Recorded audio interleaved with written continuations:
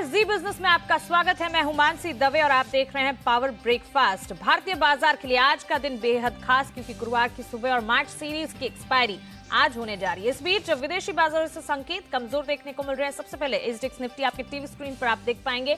यहां पर करीब 33 अंकों की बिकवाली का दबाव 11,413 के स्तर पर कामकाज देखने को मिल रहा है। शुरुआत ही सुस्त हुई 11,450 के करीब की शुरुआत के बाद 11,413 के लेवल्स पर फिलहाल बिकवाली और ज्यादा हावी होती हुई दिख रही है। लेकिन अमेरिकी बाजारों की अगर बात करें, कल के दिन अमेरिकी बाजारों की क्लोजिंग भी सुस्त देखने को मिली। देखिए, डाउ जोन्स यहां पर 25,625 के लेवल्स पर क्लोजिंग, एसएनपी लाल निशान के साथ, और साथ ही नैस्डैक देखिए यहां पर भी लाल निशान के साथ कामकाज देखने को मिला। 0.5% की गिरावट देखने को मिल चुकी थी और दिन के निचले स्तरों से अगर बात की जाए तो करीब 200 अंकों का सुधार था। तो कह सकते हैं कि गिरावट थी, लेकिन एक रिकवरी मोड में अमेरिकी बाजार वैसे देखने को मिल रहे थे। लेकिन आगे बढ़ते हैं और बात करते हैं कुछ अहम ट्रिगर्स का जो आज पूरे दिन बाजार को इंपैक्ट करने वाले हैं। देखिए, सबसे पहले विदेशी बाजार, जिस तरह से मैंने बताया, ग्लोबल बाजारों से संकेत कुछ सुस्त देखने को मिल रहे हैं और दिन के दौरान किन लेवल्स पर एशियाई बाजार ट्रेड करते हैं देखना बेहद जरूरी होगा। साथ ही ब्रेक्सिट को लेकर एक अहम खबर आ रही है। थेरेसा मे ब्रेक्सिट के लिए कह रही हैं कि वो पीएम पद से इस्तीफा देगी। थेरेसा मे ने कहा है कि ब्रेक्सिट का समझौता पास हुआ तो नए नेता के लिए वो पद छोड़ देंगी। समझौता पारित होने पर 22 मई को ब्रिटेन यूरोपियन यूनियन छोड़ देगी, ऐसी संभावनाएं जताई जा रही हैं। और इसी के चलते एक इम्पैक्ट आप विदेशी बाजारों में देख सकते हैं और इसका एक इवेंचुअल इम्पैक्ट घरेलू बाजार पर भी पड़ता हुआ दिख सकता है। साथ ही आज मार्च सीरीज की एक्सपायरी होने जा रही है। क्या कहता है जानकारों का पोल, बुलेटिन में आगे आपको विस्तार से बताएंगे। और आपको बता दें, एसएनपी ने टाटा मोटर्स की रेटिंग घटा दी है और काफी सारे कारण हैं। जेएलआर की तीसरी तिमाही का कमजोर प्रदर्शन देखने को मिला, जिसकी वजह से रेटिंग घटाई गई है। साथ ही ब्रेक्सिट की चिंताएं जो विदेशी बाजार से आ रही है, वो भी एक कारण है, जिसकी वजह से टाटा मोटर्स की रेटिंग एसएनपी की तरफ से घटाई गई है। और आपको बता दें, बीबी नेगेटिव से रेटिंग जो है वो घटाकर अब बी पॉजिटिव कर दी गई है। तो इस बुलेटिन में कैसे हैं विदेशी बाजारों के संकेत और विदेशी बाजारों में जो लेवल्स देखने को मिल रहे हैं, इसके पीछे आखिर कारण क्या है, बताएंगे। हमारे साथ संदीप ग्रोवर जुड़े हैं, साथ ही पूजा त्रिपाठी भी हमारे साथ जुड़ गई हैं, वो खबरों वाले शेयर्स बताएंगी।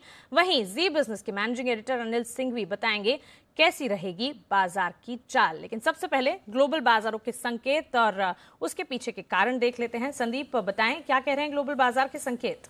कमजोर संकेत ही हैं। आज एक्सपायरी का दिन है तो वॉलेटिलिटी तो वैसे भी रहती है, लेकिन ग्लोबल संकेत जो ग्लोबल क्यूज हैं वो सपोर्टिव नहीं है, वो आज सहारा नहीं देते हुए दिखेंगे। एसडीएक्स निफ्टी आप देखिए 1/4% कमजोरी की इंडिकेशन दे रहा है। एशियन मार्केट की शुरुआत आप देखें कमजोरी के साथ हुई है और कल यूएस के मार्केट्स भी गिरकर ही बंद हुए थे। वजह वही है, जो एक मंदी आने की जो आशंका है वो मार्केट्स को कहीं ना कहीं सताती हुई दिख रही है।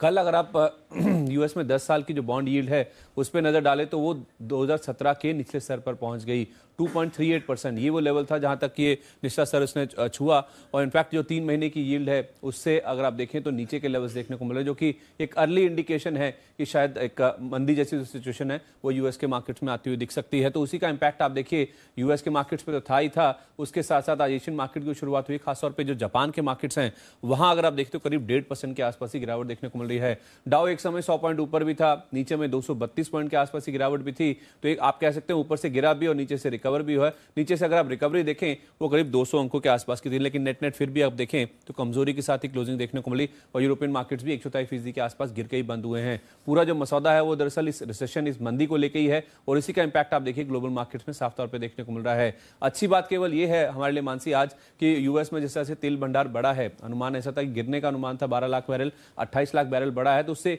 क्रूड में करीब 1% के आसपास की कमजोरी आई है। $68 के नीचे अब ब्रेंट क्रूड आपको नजर आएगा और $59 के आसपास के लेवल्स WTI क्रूड पे नजर आएंगे आपको। तो वो एक फैक्टर है जो कि सपोर्ट करा है। लेकिन ओवरऑल देखा जाए, हाँ कोई बहुत बड़ी एक दिक्कत वाली बात नहीं है, लेकिन हाँ ग्लोबल संकेत जो है वो सपोर्टिव नहीं है आज के लिए। चलिए, तो कह सकते हैं ग्लोबल संकेत कुछ हद तक यहाँ पर कमजोर दिख रहे हैं, सुस्ती का रुझान है। संदीप, तमाम जानकारी के लिए हमारे साथ जुड़ने के लिए आपका शुक्रिया। एक बार आपको हांगकांग के बाजार का भी रुख दिखा देते हैं, जो कि काफी हद तक इम्पैक्ट करता है भारतीय बाजारों को। एसडीएक्स निफ्टी की तो सुस्त शुरुआत है, लेकिन हांगकांग के बाजार 105-113 अंकों की बिकवाली दिखा रहे हैं। साथ ही निक्केई देखिए 358 अंकों की बिकवाली का दबाव यहाँ पर भी देखने को मिल रहा है। लेकिन आगे बढ़ने से पहले अब देख लेते हैं कि कल के सत्र में संस्थागत निवेशकों ने क्या किया है। एफआईआई की तरफ से कैश मार्केट में 1481 करोड़ की खरीदारी हुई है, जबकि डीआईएस की तरफ से कैश मार्केट में 135 करोड़ की बिकवाली का रुझान रहा और एफआईआई ने एफएनओ में 561 करोड़ की बिकवाली की है। तो खरीदारी हुई है कैश मार्केट में एफआईएस की तरफ से, डीआईएस की तरफ से बिकवाली का रुख है और एफआईएस ने एफएनओ में बिकवाली की है। देखिए, इंडेक्स फ्यूचर्स में 1509 करोड़ की खरीदारी की गई है। साथ ही इंडेक्स ऑप्शंस में एफआईएस ने 2204 करोड़ की खरीदारी की है और स्टॉक फ्यूचर्स में 290 करोड़ के ऊपर की खरीदारी एफआईएस की तरफ से की गई है। तो ये था एफआईएस का रुझान कल के सत्र के हिसाब से। लेकिन आज मार्च सीरीज की एक्सपायरी होगी, कहां कट सकती है निफ्टी और बैंक निफ्टी की मार्च सीरीज की एक्सपायरी, इस पर जानकारों का पोल किया हमने और महापोल की डिटेल्स लेकर आ रहे हैं हमारे साथ रजत देवगन। रजत, बताएं ब्रोकर्स का पोल क्या कहता है? बिल्कुल, कल के ट्रेडिंग सेशन में देखें और आज के ट्रेडिंग सेशन में तो थोड़ा फर्क है। मुनाफा वसूली हो सकती है, जो अंतर्राष्ट्रीय संकेत मिल रहे हैं। अभी एसजेक्स निफ्टी फिलहाल 35 पॉइंट्स नीचे है और कल जानकार मान रहे थे 11500 से 11550 की रेंज पकड़ेगा निफ्टी, लेकिन अभी 11500 के लेवल को पार करना आज के ट्रेडिंग सेशन के लिए थोड़ा मुश्किल हो जाएगा और जो रेंज निकल के आ रही है वो 11400 से 11450 की है। 45% जानकार मान रहे हैं कि 11400 से 11450 के बीच हो सकता है कि एक्सपायरी करती हुई नजर आए। 30% हालांकि मान रहे हैं कि जो कल की क्लोजिंग थी 11445 उसके ऊपर निकलेंगे और 11450 से 11500 की रेंज पकड़ेंगे। तो आप मोटी मोटी बात ये समझिए कि 75% जानकार मान रहे हैं कि 11400 से 11500 की रेंज के बीचों बीच हो सकता है कि एक्सपायरी के दिन यानी कि आज के दिन कामकाज होता हुआ नजर आए। फिलहाल की प्रोबेबिलिटी 11500 के ऊपर निकलने की मात्र 25% इस पोल के हिसाब से है, क्योंकि 20% ही मान रहे हैं कि 11500 के ऊपर निकलेंगे और 11550 के ऊपर निकलने की मात्र 5% प्रोबेबिलिटी है। तो थोड़ा दबाव रह सकता है शुरुआती टिक्स में, लेकिन ये मत भूलिए कि बहुत बेहतरीन सीरीज थी। 6% से ज्यादा के रिटर्न्स ऑलरेडी इस सीरीज में डिलीवर हो गए हैं निफ्टी पे। अच्छा, निफ्टी बैंक बहुत वोलेटाइल था कल के सत्र में, लोअर लेवल से एक स्मार्ट रिकवरी दिन खत्म होते होते दिखाई थी, लेकिन अभी जो ट्रेडिंग रेंज निकल के आ रही है वो 29800 से 29900, ये 40% जानकार मान रहे हैं, यानी कि जो कल का लो था उससे थोड़ा सा ऊपर हो सकता है कि एक्सपायरी यहां पर बनती हुई नजर आए। रेंज 29900 से 30000, 25% जानकार और साथ साथ बैंक निफ्टी पे 30000 से 30100 की रेंज पकड़ेंगे आज के सत्र में, ये मात्र 20% जानकार मान रहे हैं। तो इस पोल के हिसाब से भी निफ्टी बैंक पे भी हो सकता है कि थोड़ी बहुत प्रॉफिट बुकिंग देखने को मिले, लेकिन इसको मात्र प्रॉफिट बुकिंग के तौर पर देखना चाहिए। पर मोटी मोटी रेंज 29800 से 30000 के लेकर चलें आप आज के सत्र में। कुल रजत, तमाम जानकारी के लिए और हमारे साथ जुड़ने के लिए आपका शुक्रिया। और इसी के साथ अब रुक करते हैं हमारे स्पेशल सेगमेंट का, जहां हम बात करते हैं जी बिजनेस के मैनेजिंग एडिटर अनिल सिंघवी से।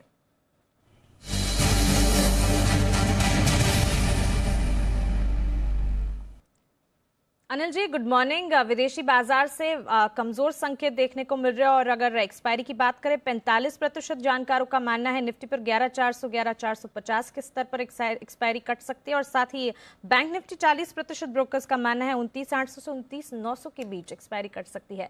विदेशी बाजारों के संकेत को देखते हुए और एक्सपायरी के जो ब्रोकर्स का मानना है वो जानते हुए इंडेक्स पर क्या नजरिया बन रहा है?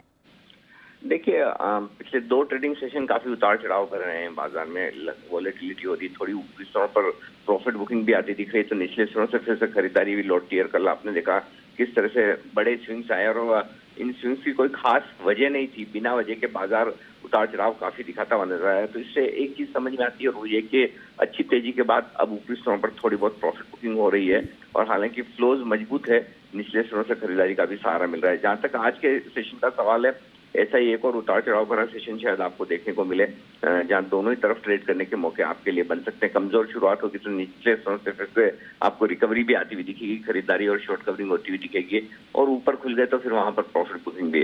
11450 निफ्टी के लिए आज निर्णायक लेवल का काम करेगा और जो रेंज है निफ्टी की वो 11400 से 11500 की बनती है। 100 पॉइंट की ये छोटी रेंज है, इस रेंज के बीच में बाजार शुरुआत कर सकता है। इस रेंज के बाहर निकला तो 50 पॉइंट का एक एडिशनल मूव आप गिन सकते हैं, यानी कि 11400 के नीचे फिसल कर ट्रेड किया तो 11350, 11500 के ऊपर टिक गया तो 11550 तक ये बाजार की रेंज बन सकती है। जहां तक बैंक निफ्टी का सवाल है, 30000 का लेवल बैंक निफ्टी पर निर्णायक लेवल के तौर पर काम करेगा।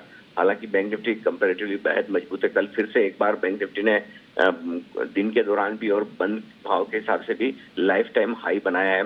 29,800 इमीडिएट सपोर्ट है बैंक निफ्टी के लिए और वहां पर आते ही खरीदारी आती है और ऊपरी स्तरों पर 30,200 इसके पार जाने के आसपास प्रॉफिट बुकिंग आती नजर आएगी। तो 29,800 से 30,200 की रेंज आप बैंक निफ्टी के लिए मानकर चल सकते हैं।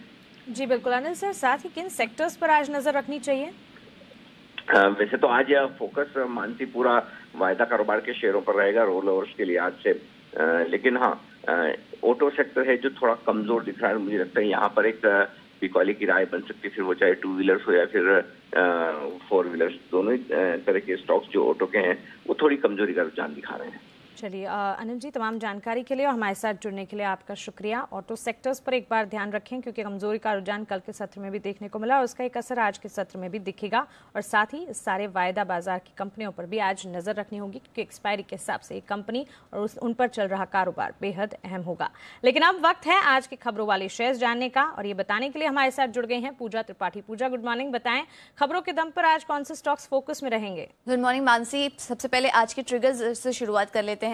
बजाज इलेक्ट्रिकल्स और इंडियन ओवरसीज बैंक आईओबी, इन दोनों ही स्टॉक्स पर नजर रखिए क्योंकि दोनों की ही बोर्ड की बैठक होगी जिसमें कि पूंजी जुटाने को लेकर कुछ घोषणा हो सकती है। तो ये दो स्टॉक्स आज फोकस में रहेंगे। और बजाज इलेक्ट्रिकल्स में कल हमने देखा भी था कि करीब 5% की तेजी भी स्टॉक में देखने को मिली थी, तो इन दोनों स्टॉक्स पर नजर रखिए। शीला फोम ओएफएस का नॉन रिटेल हिस्सा करीब 2.5 गुना भरा है और आज रिटेल निवेशकों के लिए ओएफएस खुलेगा, तो शीला फोम पर नजर रखनी होगी। टाटा मोटर्स एसएमपी ने रेटिंग घटा दी है कंपनी की और BB- से घटाकर -B+ की कैटेगरी में ये डाल दिया है और उनका कहना है कि JLR तीसरी तिमाही के खराब प्रदर्शन के चलते ये रेटिंग घटा दी गई है। तो आज टाटा मोटर्स पर इसका एक असर देखने को मिल सकता है। इसके अलावा L&T पर भी नजर रखिए। CEO की तरफ से कुछ बयान आ रहे हैं कॉग्निजेंट के घूसखोरी मामले में और उनका कहना है कि इस मामले में L&T का कोई भी हाथ नहीं है। ये जो बयान निकल कर आ रहा है इसके चलते L&T आज फोकस में रहेगा। वेदांता पर भी नजर रखिए।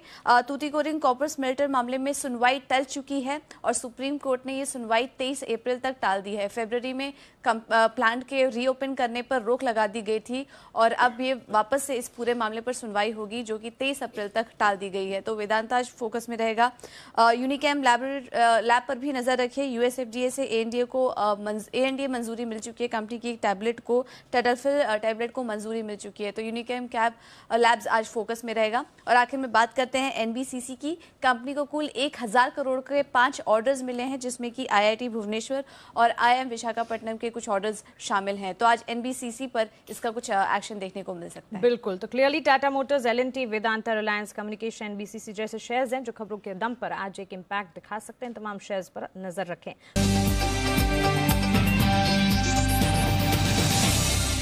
विदेश बाजारों से कमजोर संकेत और साथ ही रुपए की कमजोरी के चलते आज भारतीय बाजार की ओपनिंग किन लेवल्स पर होती है ये देखना बेहद अहम है। लेकिन आज बाजार पर रणनीति बताने के लिए अब हमारे साथ जुड़ गए हैं LKP सिक्योरिटीज के रोहित सिंगरे। Rohit, good morning. स्वागत है आपका जी बिजनेस पर। अभी हमने जी बिजनेस के मैनेजिंग एडिटर अनिल सिंघवी से बात की। उनका कहना है कि आज के दिन डिसाइसिव लेवल पर्टिकुलरली निफ्टी में 11450 और बैंक निफ्टी में 30,000 रहेगा।